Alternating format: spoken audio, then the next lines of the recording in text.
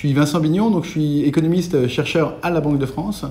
Je travaille en histoire économique, plus précisément en histoire monétaire et en histoire de phénomènes macroéconomiques. Et ce qui m'intéresse, c'est en quoi l'histoire peut nous aider à améliorer la prise de décision en politique économique.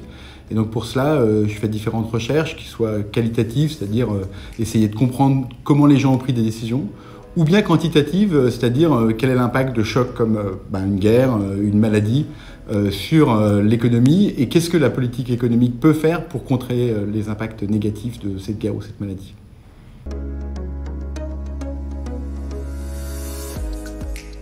Donc aujourd'hui, j'ai présenté une recherche qui porte sur l'impact du protectionnisme, donc de la fermeture des frontières en fait, aux échanges de biens et services en France à la fin du 19e siècle.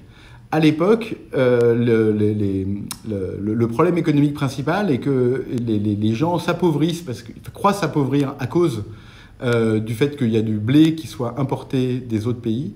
Et donc, à la suite de forts mouvements de protestation, il y a un mouvement de fermeture des frontières au blé. Et j'ai montré que ce mouvement de fermeture des frontières, qui peut être une réaction politique normale, en fait, a eu des conséquences extrêmement négatives sur la scolarisation des enfants, particulièrement dans les régions qui étaient spécialisées dans la production de céréales, qui était ce bien qui était protégé.